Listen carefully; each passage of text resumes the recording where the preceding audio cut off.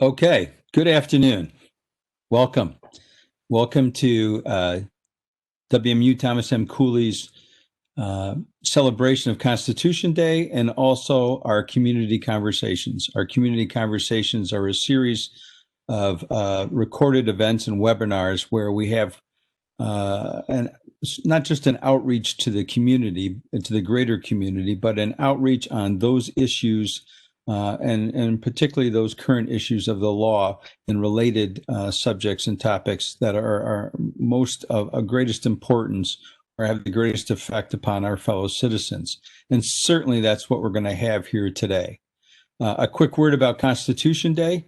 The Constitution Day was formally started in about 2004 or so, but it's been around in some form since about 1911.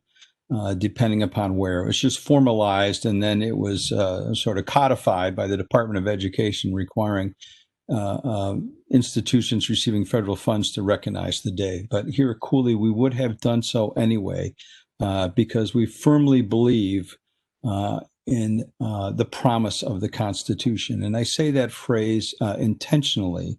In August of 1963, Dr. King, in his famous speech at the Lincoln Memorial, referred to the Constitution as just that, as a promise to all, a promise of equality. And by that phrase, he was implicitly stating in dramatic terms that this is not a promise that has yet been fulfilled. And I think that is absolutely true with significant portions of our population. And if one looks at the Constitution, as we must, it's very clear as to why that promise has not been fulfilled. The founders, as was once said, sort of ignored, the drafters of the Constitution, I should say, ignored the issue of slavery.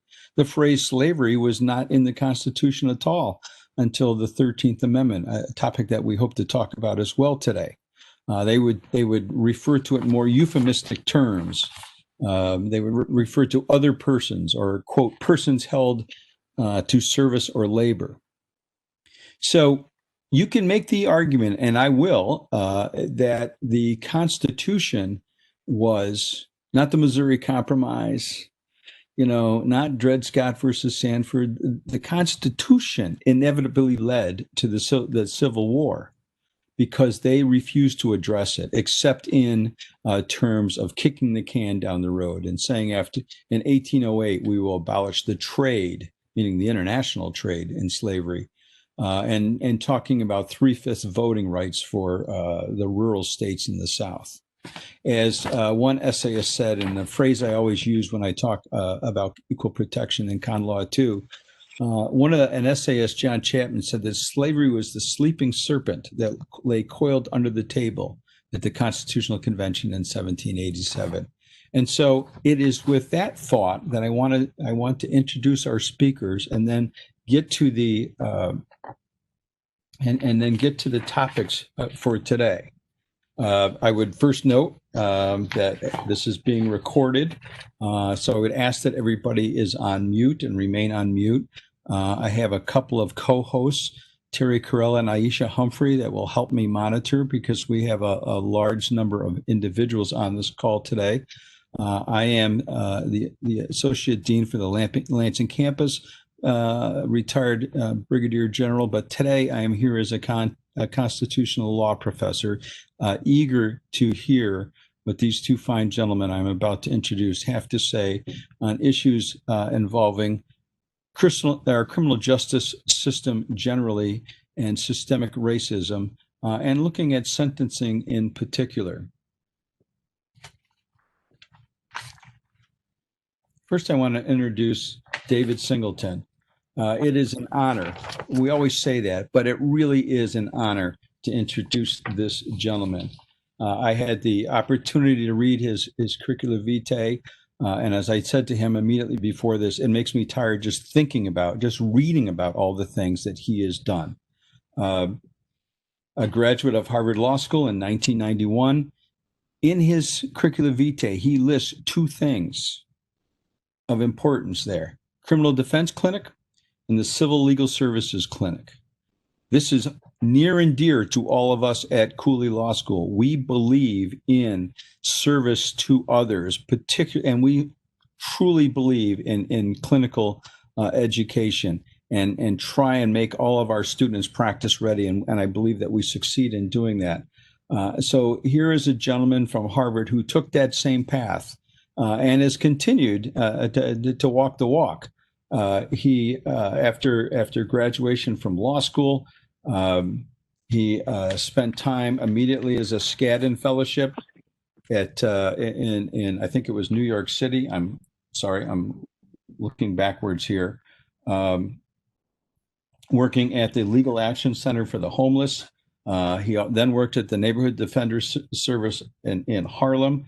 After that, he moved to New York City, where he worked for the Public Defender Service. After 2 years there, he moved to Cincinnati. He worked at a large commercial firm, Thompson, Hine and Flory in Cincinnati for a year, and then went to his current position. I might have missed a step, and I apologize for that, David. But he moved in 2002 to the Ohio Justice and Policy Center, where he is now the executive director. More than the words, it's the actions of this man that tell you who he is. You may have heard about the case of State versus Tyra Patterson. This is a young woman, 19 years old, wrongfully convicted by actions by the police in verbally beating a false confession out of her, and by the prosecution, because it was clear, well, for two reasons. First, that they suppressed her 911 call, and David's actions in building her case. And this wasn't just a case for a court of law. He had to win this case in the court of public opinion. Not starting, but working up to the governor of Ohio at that time, John Kasich, and then to the parole board seeking clemency for this woman. He built this case. So the prosecutor then ignored and suppressed the 911 call. If I read the articles correctly, the transcript of the 911 call that she made was never found, and then gaining statements from the jurors who said, if we had heard that call, it would have made all the difference. We would not have voted to convict. So he's painstakingly over 5 years, from 2012 to 2017, is building this case until this woman receives, I wouldn't call it justice, but she is released. And the one thing that came through from David's own remarks about the case, that this is a woman of strong, incredible spirit and drive, who never lost her belief in herself, even when assailed from all sides. The other case, and there's a number that he could talk about, is more recently the case of Angelo Robinson. Again, it sort of started at the same time, 2012, but more recent in the sense of what grew from that case. Angelo Robinson, similar circumstances. He is in prison, and whether or not he should have been convicted of the charge he was convicted of is, of course, one of those debates that all criminal defense attorneys will have. But what is very true is that this young man was not given rehabilitation services. And the way that the system is structured is, when the parole board's looking at you, they're going to say, if you've got, what have you done while you're in prison to rehabilitate yourself? And this individual, Angelo Robinson, was not able to get the services that he needed because he was there for life. And it's those who are going to be close to release are going to get the services from the system.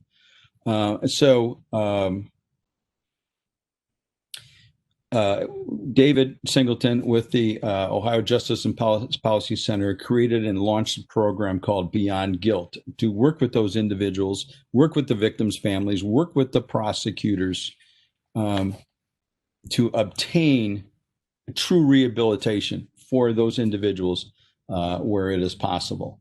And I would note in that case, and only because I don't want to forget to ask David, in case I forget to ask David about this later, but in that case, it looks like that the chief assistant prosecutor for Hamilton County was on board, unlike the prosecutor's office for Tyra Patterson. So really looking forward to hearing from him. Our other panelist, Henry Floyd, first and foremost, he's an alumnus. And when going through his CV and looking at his LinkedIn page, the one thing that I noted was he specifically says right in there, Washtenaw County Public Defender's Clinic. And so that tells you everything you need to know. You can have, to the students out there, you can have the same start, the same leg up as Henry did at our school by being involved in one of our clinical programs, whether it's Western Michigan Clinic, whether it's the Washtenaw County Clinic, Innocence Project, or whatever it might be. But Henry is in a short time has done a lot. He graduated from Cooley in 2014, was admitted to the bar of Maryland in 2015, and he is just taken off running. He is an associate at Coons, McKinney, Johnson, and DePaulis in Washington, D.C., a personal injury or torts firm for us, but a personal injury firm where he does a wide range of work. But the thing that I was most impressed with Henry's accomplishments is his work both for the legal community and the greater community. He is the immediate past president of the Washington Bar Association. And while he was there, he was instrumental in assuring that District of Columbia passed legislation that was known as the, quote, Restore the Vote Amendment Act of 2019. And they, in short order, I mean, it went from beginning to in November of 2019, yes, to July of 2020, were able to get the city council to restore voting rights to individuals with felony convictions in District of Columbia, which, as you are all aware, I hope, has not been done in a number of states south of the District of Columbia in particular. He, as I said, a number of other accomplishments. The other one I want to mention is that he serves as general counsel for the Coalition of Central Prince George's County Community Organizations. So he's giving to the local community. We always talk about service at WMU Cooley, and Henry, our graduate and alum, is doing just that, both to the legal community. He is also the vice president, I should say, of the National Bar Association. So he's giving to the legal community, and he's giving back to the greater community of his time, his service, and his legal acumen. So welcome to you both, gentlemen. Greatly looking forward to this. And I think I will start with Henry with the first to answer the first question, then go to David. And the question is pretty simple. We've got a number of attorneys, a number of students who go on to be attorneys in various positions in government, in criminal justice system in some way. There are lots of judges and lots of prosecutors and assistant prosecutors from WMU Cooley in the state of Michigan and across the country. So what advice would you give to them? They become that new attorney, pass the bar, become the new attorney. What advice would you give them specifically about addressing some of these persistent issues facing the criminal justice system? Henry? Okay. Thank you, General. Thank you, everyone here at Cooley. It's awesome to be back. I'm definitely looking forward to it and hearing what my brother, Mr. Singleton, has to say on today. I'm such a fan. But to address your question, the first advice I would give a new attorney is to, first of all, figure out what it is that you're interested in and just jump in, get involved. I was blessed that I was able to, because of the tactics, the strategies, and all of the lessons that I learned from Cooley, I was able to secure an externship in DC at the Cochran firm, who we all know essentially does civil rights work, personal injury work, a wide gamut of a lot of work.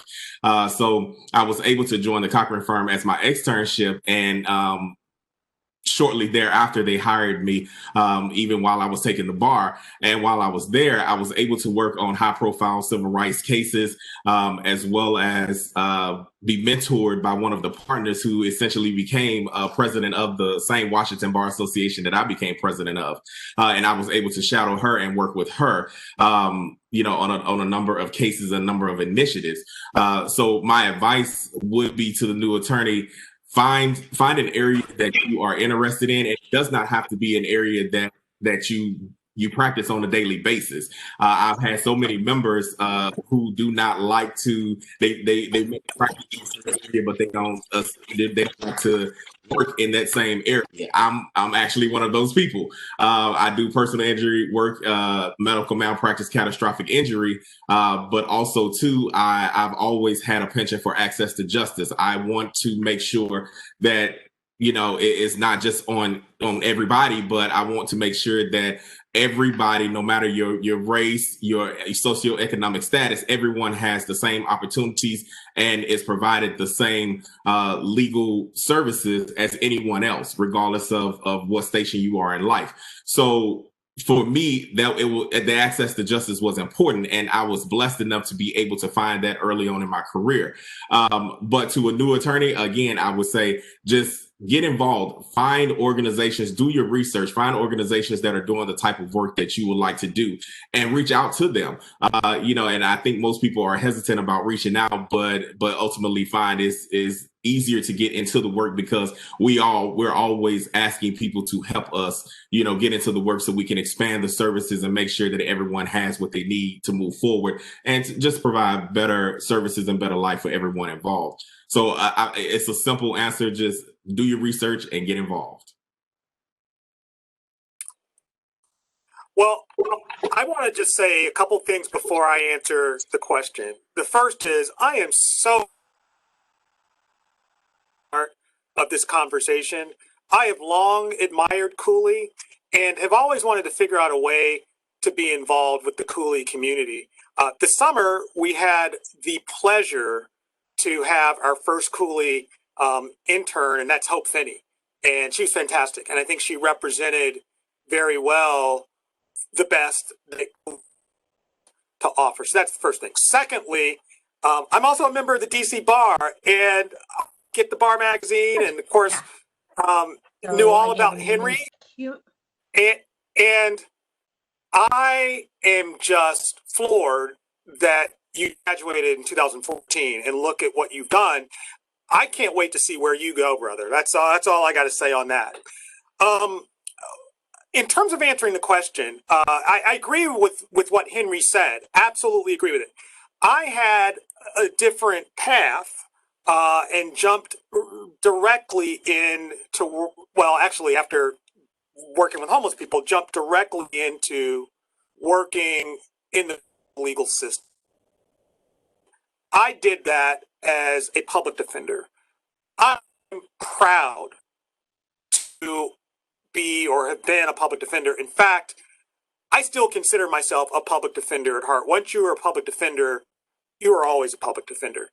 And I think that if you want, those of you who are listening and you haven't made up your minds about what you want to do, but if you want to be directly involved and try and do something to address the issues in the criminal legal system, I think starting as a public defender is something that's really, really important in terms of an opportunity. It's an opportunity, obviously, to represent individuals who are squashed like bugs by the government with all of its resources and power. And to do that work and do it in a client-centered way is so important. I see Kellen Dotson join the call, and he's fighting the fight.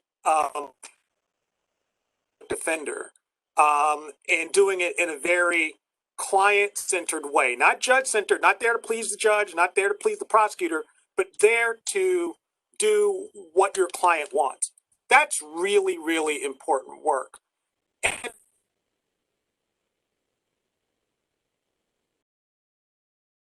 the big picture systemic issues that result in mass incarceration, it's one client at a time, but it's important work and it's a good opportunity to get an up close view of what's wrong. I'm a fan of not just staying in the same job for 20 some odd years. I've had a number of positions over the years, and now I get to do work at that level.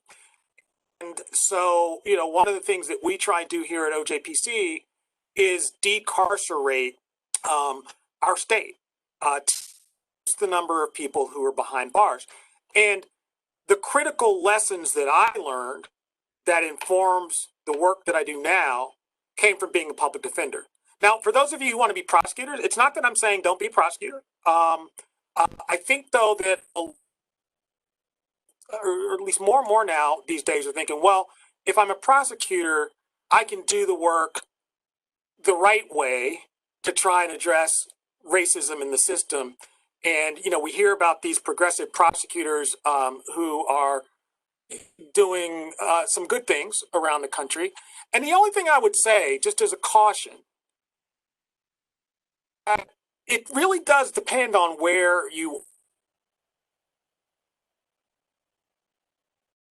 that are involved in decisions to prosecute. And as somebody who's, you may not have as much say as you're going to have in the ability to make a difference. Not saying don't be prosecutor. I'm just saying know that your ability to affect change may not be what you think it is. So those are my initial thoughts on what to do if you're interested in impacting the criminal legal system. Thank you, sir. And that leads right into the next question that I wanted to ask of you and of our other panelists, Mr. Henry Floyd. Judges and prosecutors receive blame for the racial disparity in criminal sentencing. Many of our students and alumni, as I said before, have positions as both prosecutors and judges. What would you tell our students, and what advice would you impart to those alumni that would assure some change and at least raise awareness of this issue? David, I'll go to you first because you were just discussing the issue. All right. Well, thank you, General. The thing is, put all the blame on the judges and the prosecutors. I think there are really challenged defender offices that don't represent their clients the right way and are not client-centered and sort of process people through the system. And there's some structural reasons why we have offices like that defend.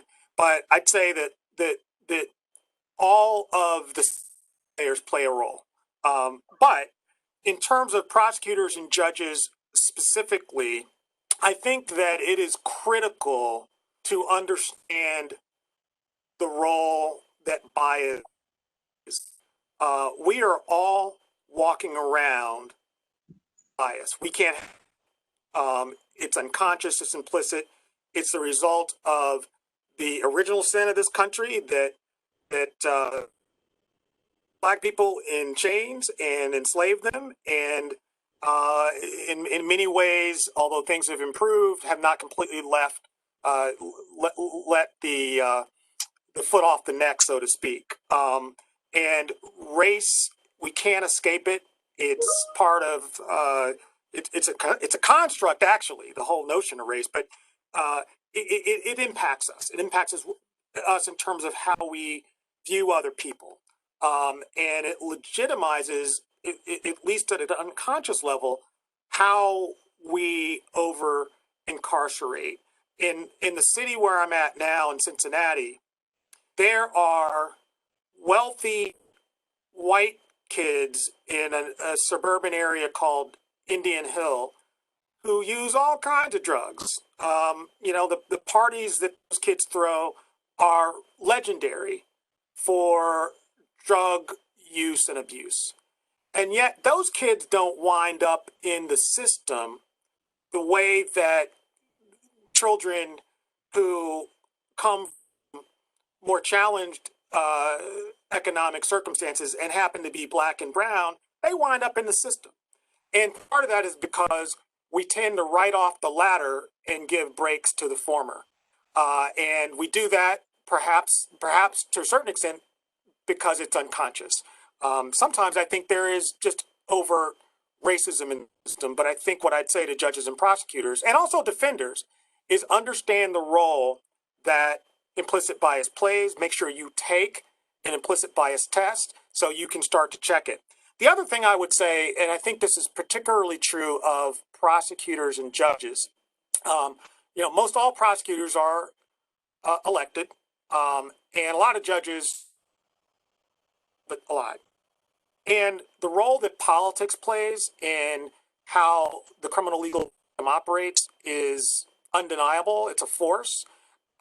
Election time every year, you see the ads on that talk about, such and such going to be tough on crime. Such as prosecutor is going to be tough on crime. And what we need is for people to be smart and not tough. And one of the ways to understand the role that prosecutors and judges play is for them to go and actually meet people in prison and see what it's like and see that, I just heard, I had a parole hearing yesterday. It was bruising. And the prosecutor talked about my client like she was just an animal, a monster. And I know better. I've gotten to know her over 8 years. I think that prosecutors and judges need to go and actually meet and talk with people who are behind bars so they can see their humanity and realize that maybe I don't need to put someone away as long as I'm putting them away, because there's something in them as a human being that can thrive and can do well once they hopefully get the rehabilitative services that they need. So those are the three things I think. Okay. Well, thank you, David. I absolutely agree with everything David has said. I think I'll start with in my opinion, the first thing we need to do away with is the stigma associated with Black attorneys being prosecutors. That is a big stigma, because if you are a Black prosecutor, you are essentially shamed by your community and somewhat of your colleagues. We have, and I'm sure David, we have many colleagues I have colleagues, Black colleagues who are prosecutors. And even when I was thinking about becoming a federal prosecutor, I got similar talks and discussions about, are you sure you want to do this? Are you sure you want to put Black people away? The first thing I'm thinking is, well, I mean, that's the job, but it's just not going to be me putting Black people away. It's going to be me putting a defendant, away, or trying to create some diversionary program, or some rehabilitative program, so we don't fill the prisons like we've done for how many decades. So I think we definitely need to get rid of the stigma of Black people being prosecutors, because I think what it does is it essentially deters many of our Black attorneys from taking that route. One thing that we're doing here in DC is we are coming up with, we've started an initiative when it comes to the judges having more interaction with our communities, our surrounding communities, and actually, the attorneys and the defendants and everyone else, because judges seem so disconnected from the communities. When they oversee a case, and I'm not saying that they need to have so many, details or meetings with people about certain cases, but just in general, and in a general sense of, they, like David said, they need to have some touch of humanity when it comes to overseeing these cases. When it comes to judges and prosecutors, the prosecutors have the power. There's power in the pen. The prosecutors are the ones that are completing the sentencing guidelines. They're the ones that are making the deals. And also I agree with David when it comes to our public defenders. I think their caseloads are so heavy that they're actually just tasked with just moving them through the system and not actually taking a second to say, who is this person? What type of background did they come from? And would incarceration really benefit them? Or is it a situation where it needs to be a diversionary program or some type of rehabilitation? Because what we do as a society is we incarcerate individuals for the smallest crimes, and then we leave them in there for a certain amount of time. And at that point, the mental health has already kicked in. The decline of their mental health has kicked in. But by the time they get out, they already have a record. And then you look at them possibly being a habitual offender if they create the smallest crime and they're back into the prison system, and no one has addressed the mental health that goes along with that process. So I would, my advice to our colleagues, to our new attorneys, would be, don't listen to the stigma of not being a prosecutor. But if you are going to be a prosecutor, and ultimately some have the dream of being a judge, just don't disconnect yourself from the community. I think, again, prosecutors and judges need to regain that sense of humanity and need to understand the defendant past the papers that are in their file. So my advice would be just to look past that and essentially look at the person as a person, as the case on a case by case basis, and what can we do instead of actually just throwing them in jail and incarcerating them? What other options do we have? So again, that's just my opinion when it comes to that, because that is what's deterring a lot of our younger attorneys and new attorneys from taking on these powerful positions. Because of being a prosecutor, whether you're state or federal, is a powerful position. You are the one that's guiding the boat. You're the one that's pushing this case into a certain direction. So we need more people who are more compassionate about the people that they are prosecuting. Thank you, Henry. Thank you, David. Gentlemen, for those thoughts. I think that helps us narrow this issue in to my next question as well. And before I say it, a little bit of a preface.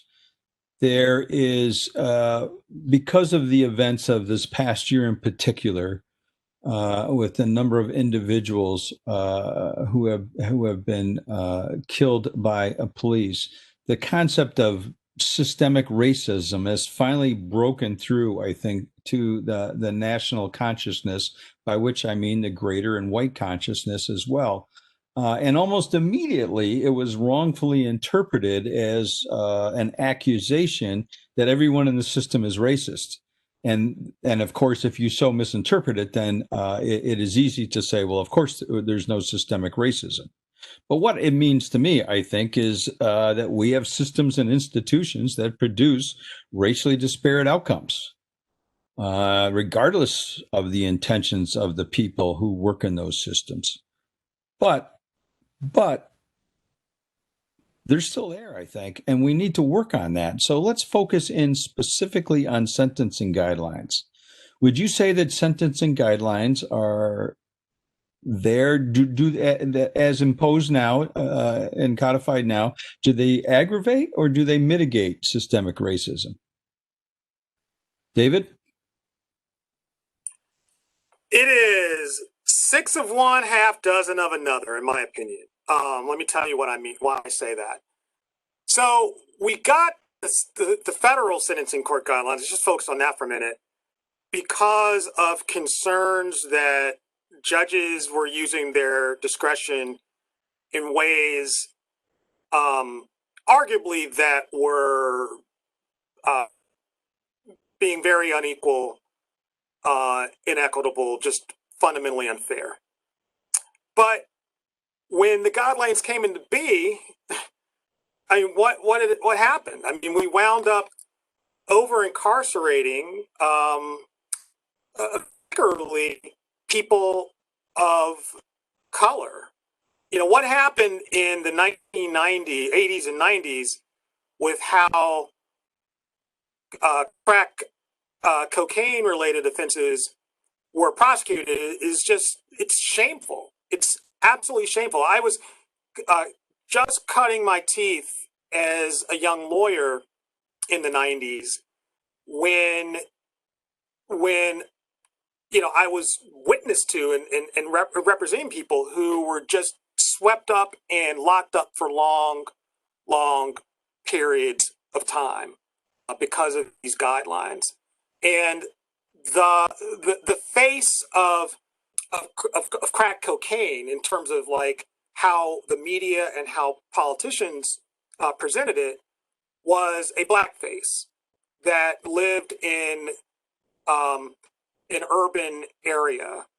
And the fact that we had we punished crack cocaine under federal guidelines 100 times greater than the same amount of possession of powder cocaine, which was considered something that white issues, just tells you how racist that sentencing policy was. And so I don't think the guideline at all solved any problems. I'm glad now that the guidelines are not mandatory. I'm glad that there's been efforts to undo the disparity between and crack cocaine and to do that now retroactively. But the problem is the criminal legal system as an institution is systemic. It doesn't matter whether you try and get at that with sentencing guidelines. It's not going to solve it until we reckon with the fact that for as long as this country has had a criminal legal system, race has played a part in who goes to prison, or actually who gets charged with crimes, convicted,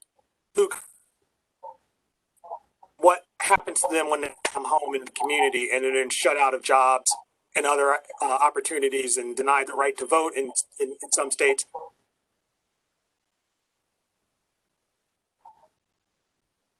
Come to grips with that problem with a prescription to solve it.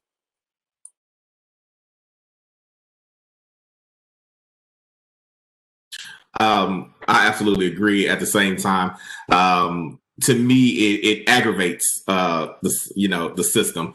And we could take it into a deeper conversation of let's look at how Black people and Black and brown communities have been sentenced versus how white people have been sentenced when it comes to the cannabis industry and marijuana convictions.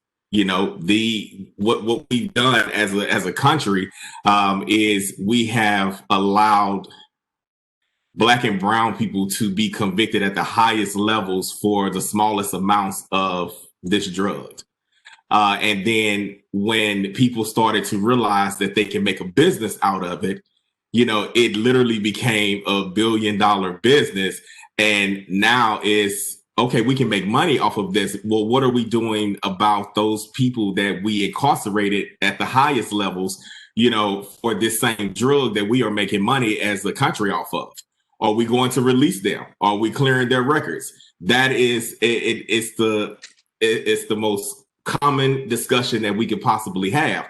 And I commend our prosecutors across the country, and I'll give a shout out to a personal friend of mine, Marilyn Mosby in Baltimore City, Maryland, where she is working to decriminalize marijuana convictions and clear those records of those individuals who have been convicted of marijuana convictions. Because how do you convict someone of it and then make money off of it? And we also have to look at the premise of the prison system being a business. The prison system is a business. You know, we have these private prisons that they make money based on whether those prisons are full or not. And when they're not full, they have to find a way to put people in there. So we, as a country, we've been more or less programmed to say, okay, incarceration is the answer. Incarceration is the answer until we get to a system where a place where America has to, like David said, come to a reckoning and say, where are we now? And so I say that to say, let's look at the crack epidemic. When I was a little boy, I was just a small boy when this was all going on. You had, and like David said, the face of the crack epidemic was Black and brown communities, mostly Black communities. And the government's response to that was just horrific, as opposed to now in the last couple of years, and we've also done work on this, the opioid epidemic. Well, the face of the opioid epidemic is white teenagers, young white people. And now it's not that we need to incarcerate everybody, it's everybody needs rehabilitation. Everybody needs some type of, diversionary program, or rehabilitation is the number one thing. So how does America reckon with the fact that you incarcerated all of these Black people, Black and brown people, for what you essentially say was a drug? They even had the war on drugs, versus, now where you have the opioid, which is an epidemic. The crack was an epidemic, so how do we fix that? And it's not going to be something that we're able to fix overnight, but it is an ongoing conversation and policy and different things, and not just policy, but enforcement. What are we doing about these particular cases and incidents? And until we're ready to have that conversation, and like David said, have that reckoning, we're going to create, not so much create, we're going to have the same, run into the same issues we've always run into, and it all goes back to race. Thank you. Your conversation, of course, has sponsored and spurred a couple of questions, and I want to circle back to those before we get too far away from them, to sort of tie them together. There was a question by Janet McCuffrey, who had asked, with the increase in mental health courts, are you finding that this is helping defendants get the mental health treatment they need? David answered, somewhat. Many mental health courts exclude categories of offenses, limiting who can benefit from specialty courts to people who are charged with more serious violent crimes where mental health may have led to the commission of the crime. Anything further on that, David, and then to Henry? Yeah, I think I actually, when I typed that out, didn't say what I was trying to say, is because I was listening to Brother talk at the same time. What I meant to say is they exclude folks who committed more serious crimes, even though why that crime was limited. One of the things I absolutely detest about so-called reform in this, where we're not going to certain parties to benefit, and we need to get past that. That's a remnant of that old we've got to be tough on crime mentality, where what we need to do is be smart. And if we can solve the problem by getting someone the mental health care that they need, we ought to do that no matter what the charge is. And it doesn't mean that I'm saying that, if mental illness led to a homicide, that the person shouldn't be incarcerated. I'm not taking that position. But what I am saying is that we need to be more open to figuring out how to address and solve problems rather than incarcerate our way, or try and incarcerate our way out of it. Great. Henry, anything you would like to add as well? Yes, just briefly. I agree with David. One experience that I had when I was a judicial law clerk in the circuit court was we would have these defendants, and the defense attorneys would request mental health testing and all of that.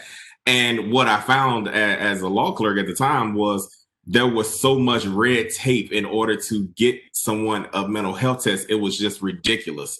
And it was one of those, it's one of those things where legally, policy wise, the whole nine, we need to delve into that issue. and figure out why so many restrictions, why so much red tape to get a defendant a simple mental health test. And I know it has a lot to do with resources, state resources, with our legislators not wanting to spend the money to actually get a defendant these mental health tests. But again, it would be beneficial to go ahead and find out what is wrong with this particular person instead of trying to incarcerate them and get them the help. But a lot of it goes back to money. A lot of it goes back to budget and goes back to what it is that your legislators are willing and not willing to spend the money on. And unfortunately, when it comes to criminal defendants, they're not willing to spend that money. So what they do is they write these policies and put these policies in place and vote on them to put this red tape in place. To discourage anybody from being able to get this testing. Because when it comes down to it, again, we go back to the race factor. It's mostly Black and brown defendants who are the ones that are asking for the mental health testing. If they are blessed enough to have a public defender or a defense attorney who's even cognizant enough to ask for the mental health test. Very good point. One more question, and then we'll get back to the questions we had prepared, and I appreciate you both for taking questions sort of spontaneous like this. And that is, and it comes from what you maybe from two things. I think, David, you mentioned your time, or I mentioned your time at Thompson-Hine, and Henry, you mentioned about the need for Black prosecutors.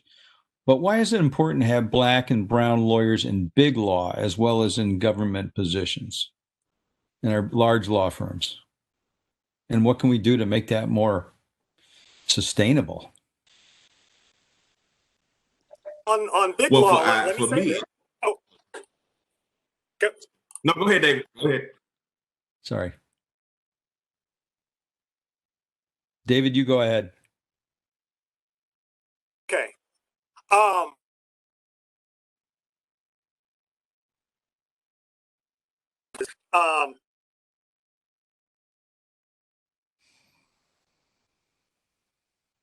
I think it also helps answer the question.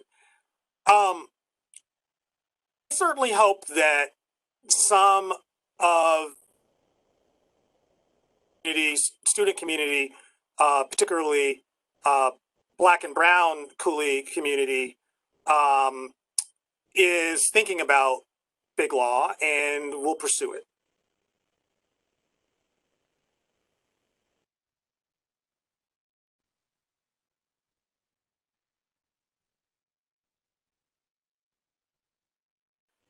I had a miserable experience.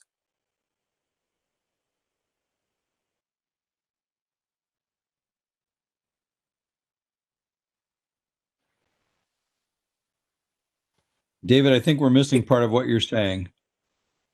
Looks like we've got a bad connection right now. Well, other part of it was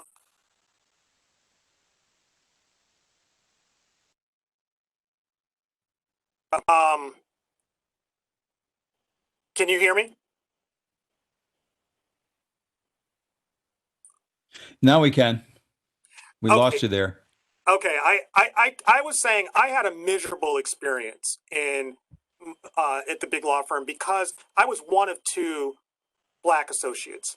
I didn't have mentors. People in the firm were great. They were nice people. That was not the issue. But it's important to have folks in positions of power who look like you and have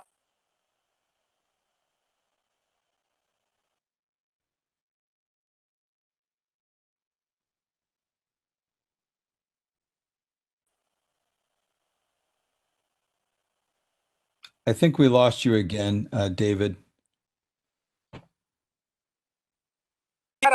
I think that the experience, let's maybe go to Henry and maybe I can come back to.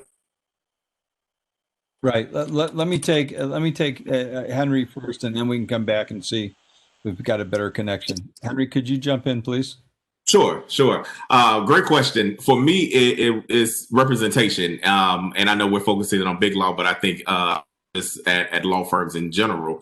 It's the representation, like David was saying, is you as a Black associate. I need someone in power that I can relate to, that can guide me when it comes to firm politics. We would be crazy to think that there's no such thing as firm politics. So, you need someone that's been there for a while, that's in a position of power to be able to say, this is the way you should go, or think about it in this way, and essentially just be a mentor to you as a new attorney, or just an associate, period. It's the representation, because if we don't have that, we're essentially a fish out of water. I will say, even I'm at a mid-sized firm which covers 3 jurisdictions. We have 3 offices. I am the only Black attorney in 3 jurisdictions in my office, and my mentors are essentially essentially attorneys that have been that are partners at other firms, who know the legal community, who can guide me on certain things, as well as I was fortunate enough to have presidential advisors when I was president of the bar. But not everybody is blessed to have those connections and blessed to have that setup. I really wish I would have had someone in power that looked like me, but I wasn't blessed enough to have that. So I found mentors who I knew had my best interests at heart, and I could call at any time of the day and night and say, what do I do about this issue? And they would guide me in the right direction. So for me, representation is essential. It's important. It's what we need, especially when you're going into big law.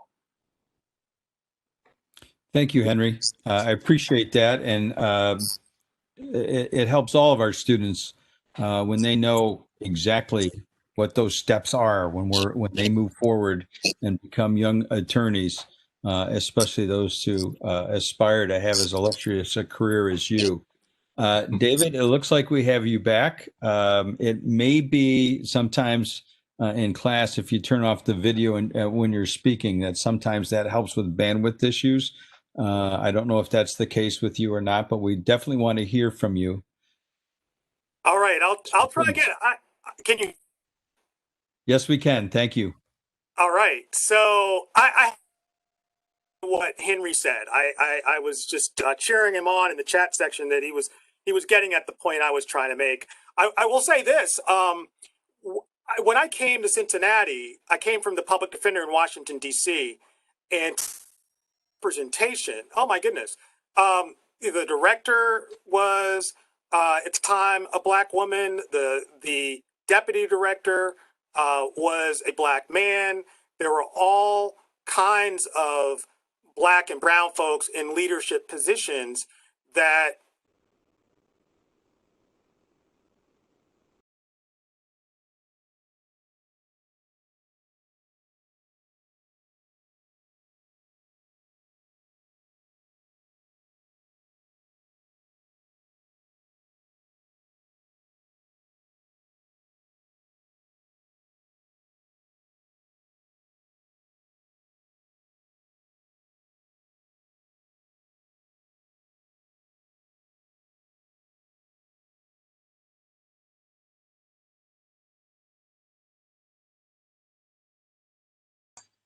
Mike, you're muted.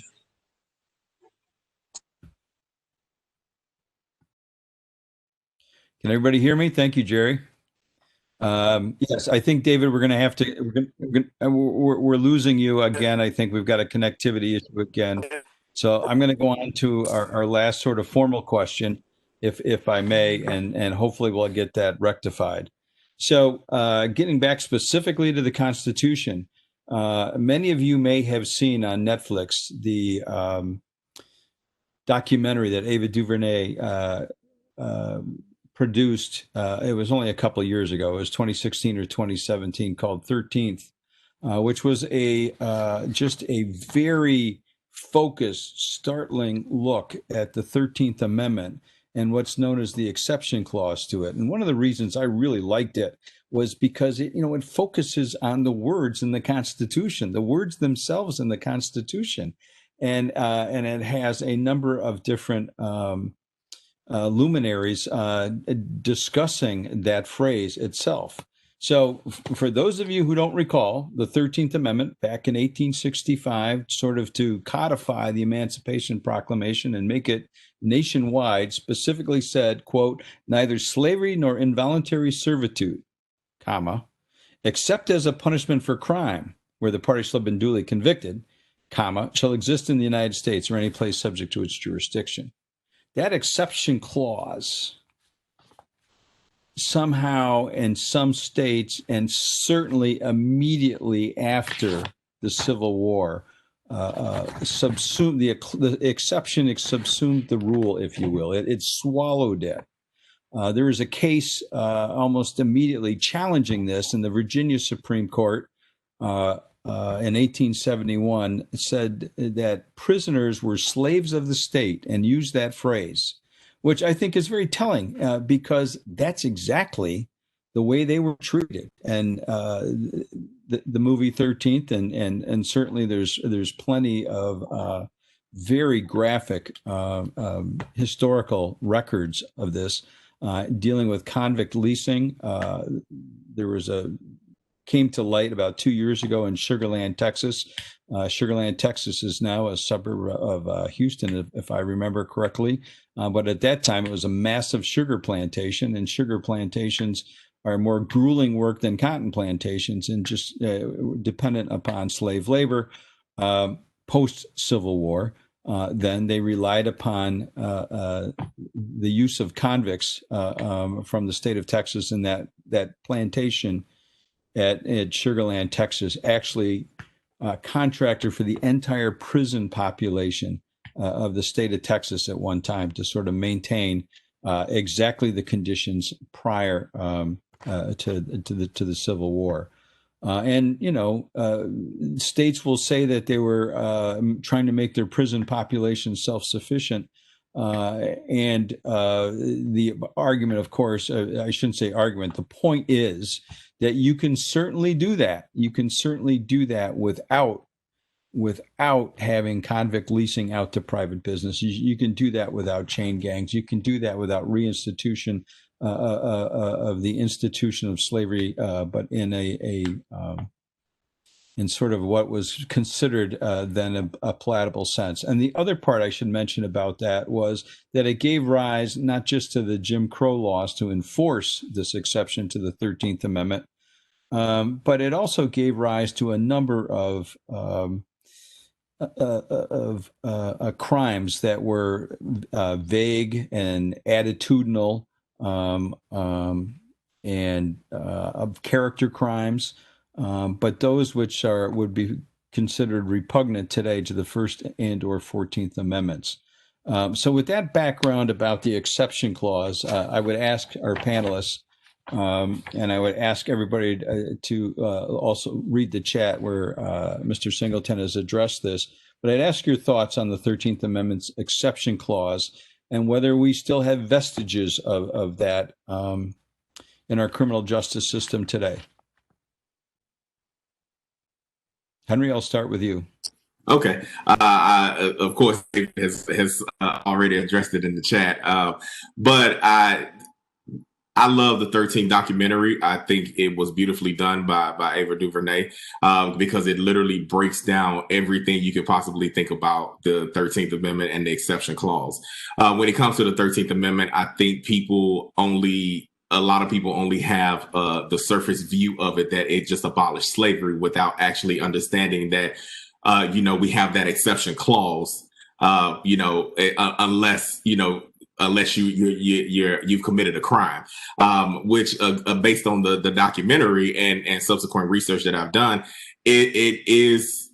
it's separate from slavery, but it was just a new form of slavery, especially when you're looking at the fact of law enforcement was literally trained to pick you up for the smallest violation, throwing a piece of trash on the street or something like that, and literally arresting you for that and putting you back into the system, or putting you into the system for the first time. So when you look at their competing clauses and completing, misconceptions at the same time. It's not slavery, but it is a new form of slavery.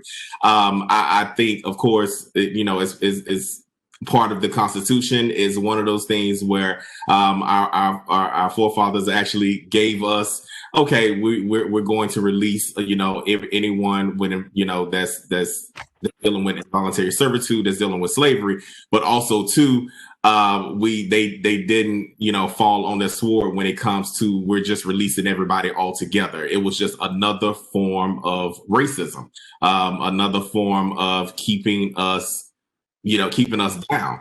And again, that's just, it was so beautifully done. It's so hard to even explain the thoughts to, going into the exception clause, but again, it's like I said, it's just a new form of slavery. Thank you, Henry. David, thank you for the comments in the chat room. I really appreciate you continuing to participate. So one last question as we near the top of the hour here, or hit the top of the hour here. As sort of a wrap up, what can law schools do? What can we do to ensure students are aware of the racial disparities in the justice system and that need for humanity before becoming prosecutors, public defenders, whichever side of the law that they practice, but realizing that we have that goal and that responsibility, that duty to our entire society. Can you hear David, me? let's give it a shot, please. Right. Okay, I'm gonna try and be quick. Do what you keep doing. You're doing a great job at Cooley in producing practice-ready lawyers, and you're doing it through clinics. Clinics are the one of the best ways that folks can see the problems up close. They can learn to humanize and see the humanity in people that they represent, and beginnings of the ability to diagnose the bigger problems that we face and to learn the skills that you need to thinking about dismantling systems of oppression in our country. So I think what you're doing is good in that regard, and more opportunities to have dialogues like these are great. Thank you, sir. And Henry? I totally agree. I'm one of those alumnus that wish I had time to do more clinics when I was at Cooley. Of course, I love the public defender clinic. Professor Kavanaugh was amazing.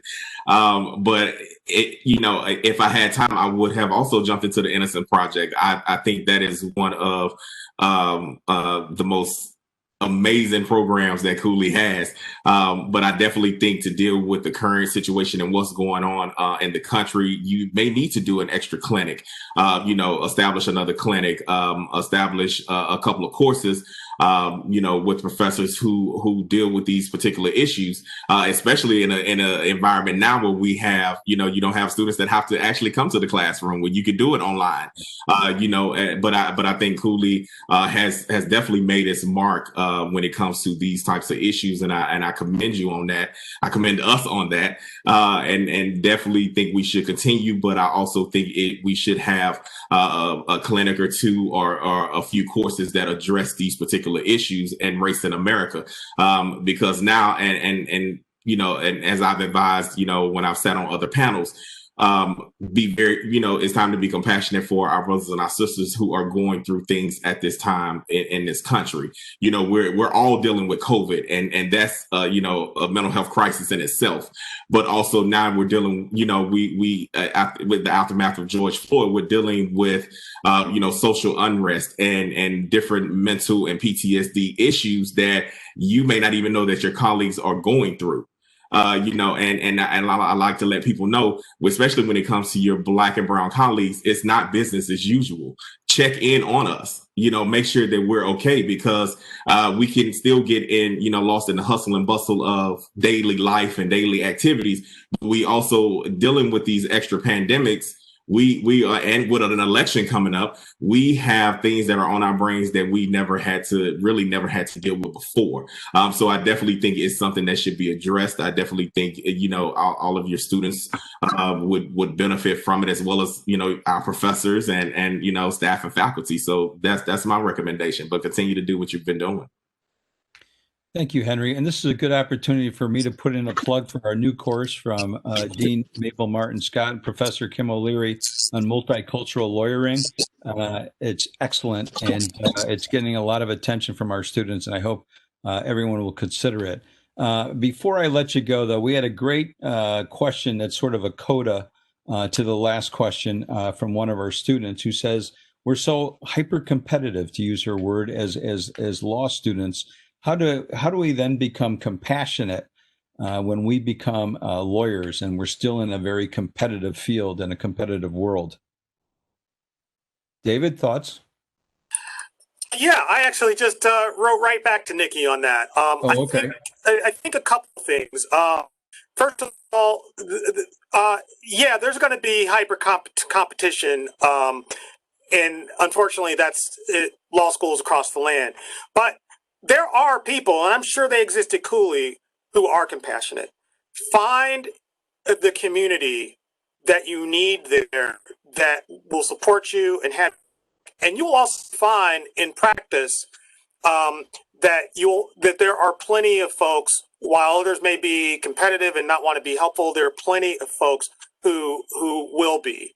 And the one thing I will just add, we cannot do our best work as lawyers if we are just in a bubble or a silo by ourselves. We can't. We have to be working